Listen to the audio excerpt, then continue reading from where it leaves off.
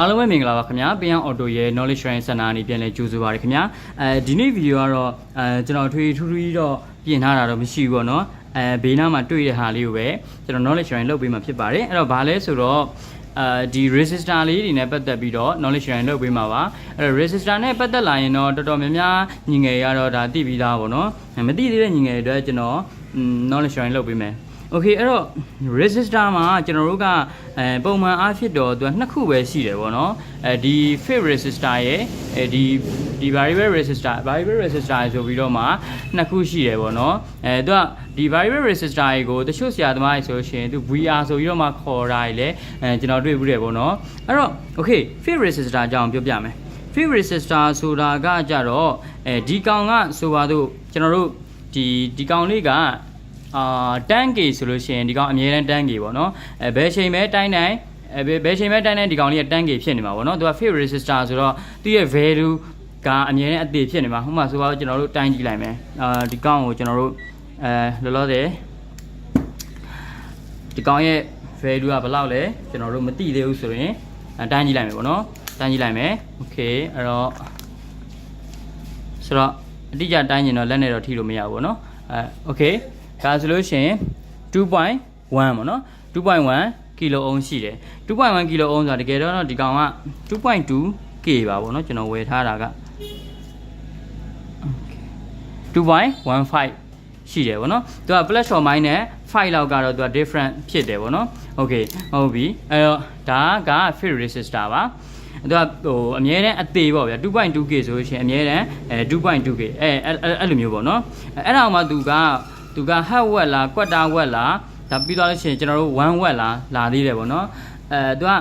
အသုံးပြုတဲ့ပုံကိုအသုံးချခြင်းတဲ့ပုံမူတည်ပြီးတော့မှကိုက hard watt ကိုလိုချင်တာလား quarter watt လားဒါမှမဟုတ်ရှင်1 watt လားဒီလိုမျိုးကျွန်တော်တို့ကဝယ်ရမှာပေါ့နော်ကျွန်တော်ရဲ့ဒီ circuit ပြားလေးတွေမှာဆိုလို့ရှိရင်ကျွန်တော်တို့ကဒီ quarter watt လေးတွေကိုသုံးထားတာပေါ့နော်ဒီကောင်မှာဆိုလို့ရှိရင်လည်းကျွန်တော်တို့ကနောက်ပိုင်းလုံးမဲ့ဟာပေါ့နော်ဒီကောင်မှာဆိုလို့ရှိရင်လည်းကျွန်တော်တို့ကဒါ quarter watt လေးကိုသုံးပြီးတော့မှကျွန်တော်ကဆင်ရမှာပေါ့နော်ဟုတ်ပြီအဲ့တော့ကိုအသုံးချခြင်းတဲ့ကိုလှုပ်ရှင်တဲ့ project ပေါ်မူတည်ပြီးတော့မှ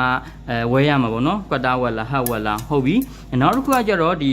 variable resistor ပေါ့နော် variable resistor ကကြတော့ဒီမှာသူ့ရဲ့ value ကဘာလဲဆိုတော့ 250K ရှိတယ်ပြောချင်တာကဒီကောင်ဒီ0ကနေပြီးတော့မှ 250K ထိအပြောင်းလဲလုံနိုင်တယ်ပေါ့နော်အဲ့တော့ကျွန်တော်တို့ကဒီကောင် 250K အတိအကျသိကျင်တယ်ဆိုရင်ကျွန်တော်တို့ကဒီဘက်အစွန်းနှစ်ဖက်ကိုတိုင်းကြမှာပေါ့နော်အဲ့တော့ကျွန်တော်တို့တိုင်းကြည့်လိုက်မယ်ဒီမှာ 250K ပေါ့နော်ဟုတ်ပြီအဲ့တော့ကျွန်တော်မီတာကိုဒီမှာကျတော့သူကမီတာက200K ပဲရှိတာဆိုတော့250K ကိုတိုင်းလို့မရအောင်အဲ့တော့ကျွန်တော်20 mega ကိုထားပြီးတိုင်းလိုက်မယ်ဟုတ်ပြီတိုင်းကြည့်လိုက်ပေါ့နော်အစွန်းနှစ်ဖက်ကိုတိုင်းကြည့်လိုက်ရင်သူ့ရဲ့ဒီ value ကိုတွေ့ရမယ်ပေါ့နော်အဲ့တော့ကျွန်တော်တို့တိုင်းကြည့်လိုက်မယ်ဒါဆိုလို့ရှိရင် 2.5 ဆိုတော့ဟုတ်တယ် 0.29 ပေါ့နော်ဒါ different ဖြစ်နေတာပေါ့နော် 0.29 ဆိုတာ 250K ပါပေါ့နော်ဆိုတော့ mega ဆိုတော့နောက်ထပ်ဟို3လုံးထပ်ပြီးတော့ short ပေးရမှာပေါ့နော်3လုံး short ပေးရမှာဆိုတော့290လောက်သူကဖြစ်နေဒါတကယ်တော့ 250K ပေါ့နော်အဲ့ဒါအောင်မှကျွန်တော်တို့ကသူကဘယ်လိုပုံစံမျိုးလုပ်ထားလဲဆိုတော့ဒီလိုမျိုးလေးသူကမှာဆိုလို့ရှိရင် 0.26 ပေါ့နော်လှည့်ကြည့်လိုက်မယ်အဲတော့ 0.0 ပဲထားပါတော့နော်လှည့်ကြည့်လိုက်မယ်ဖြည်းဖြည်းလှည့်ကြည့်လိုက်မယ်တဖြည်းဖြည်းနဲ့သူကတက်လာတယ်ပေါ့နော်အဲ့လိုမျိုးအဲ့တော့သူက0ကနေပြီးတော့မှသူက0ကနေပြီးတော့မှထားပါတော့ဒီမှာဆိုလို့ရှိရင် 0.29 ထိချိန်နိုင်တယ်ပေါ့အဲ့တော့ဒီမှာသူကကျွန်တော်တက်ထားတာကဒီဘက်အစွန်းနှစ်ဆပေါ့နော်အစွန်းနှစ်ဆကိုတိုင်းတဲ့အခါကျလို့ရှိရင်ဒီညာဘက်ကိုလှည့်လိုက်လို့ရှိရင်သူရဲ့ value ကတက်သွားတယ်ဆိုလို့ရှိရင်ကျွန်တော်ဒီဘက်အစွန်းနှစ်ဆကိုပြန်ထောက်ကြည့်လိုက်မယ်အစွန်းနှစ်ဆကိုပြန်ထောက်ကြည့်လိုက်မယ်ပေါ့နော်အဲ့ဒါဆိုရှင်တော့ဒီညာဘက်ဘယ်ဘက်ကိုပြန်လှည့်လိုက်တဲ့အခါကျလို့ရှိရင်သူ့ရဲ့ value ကတက်သွားမယ်အဲ့လိုမျိုးပေါ့နော်အဲ့လိုမျိုးအဲ့တော့ကိုကဘယ်လိုပုံစံမျိုးနဲ့သုံးကျင်တာလဲပေါ့နော်ညာဘက်ကိုလှည့်ကျင်တဲ့အခါ resistance တိုးကျင်တာလားဘယ်ဘက်ကိုလှည့်ကျင်တဲ့အခါမှာ resistance ကိုတိုးကျင်တာလားဆိုတဲ့ပုံမှာမူတည်ပြီးတော့မှကျွန်တော်တို့ကဒီကောင်လေးတွေကိုသုံးရမှာဖြစ်ပါတယ်ပေါ့နော်ဟုတ်ပြီအဲ့တော့ဒီ variable resistor တွေကကြတော့သူကဒါရှိတယ်ကောင်းတဲ့ဟာနဲ့မကောင်းတဲ့ဟာနဲ့ရှိတယ်ဗျသူကောင်းတဲ့တစ်စိတ်ကကျွန်တော်မမှတ်မိတော့ဘူးเนาะသူကမကောင်းတယ်ဆိုတာဘာပြောချင်တာလဲဆိုတော့သူကဒီလှည့်ရတဲ့ feeling အောင်မတူဘူး ကောင်းတဲ့ဟာလေးဆိုလို့ရှိရင်သူကနည်းနည်းလှည့်လိုက်ရင်အဲ့လိုမျိုးစီးစီးလေးဖြစ်တယ်ပေါ့နော်မကောင်းတဲ့ဟာဆိုလို့ရှိရင်နည်းနည်းလေးအဲ့လိုလေးဟိုလိုပြောရမလဲစီးစီးလေးမဖြစ်နေဘူးပေါ့နော်အဲ့လိုမျိုးလည်းရှိတယ်ပြီးတော့လို့ရှိရင်မကောင်းတဲ့ဟာကြီးကကျွန်တော်တို့ခဲဆော်လိုက်တဲ့အခါကျလို့ရှိရင်ခဲဆော်လိုက်တဲ့အခါကျရင်အဲ့ဒီအပူဓာတ်ကိုမခံနိုင်တဲ့အခါကျလို့ရှိရင်လည်းသူ့ရဲ့ဒီ resistant value တွေ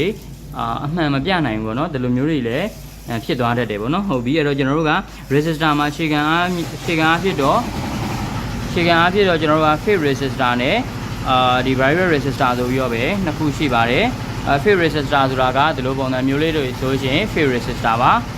ဒီလိုပုံစံဆိုလို့ရှိရင်တော့ဒါ variable resistor လေးဖြစ်ပါတယ်โอเคအဲ့ဒါလေးကိုကျွန်တော် knowledge share လုပ်ပေးတာပါအားလုံးပဲစိတ်ရှင်းသာခြင်းကိုယ်ကျန်းမာခြင်းများနဲ့ပြည့်စုံကြပါစေအားလုံးကိုကျေးဇူးတင်ပါတယ်ခင်ဗျာ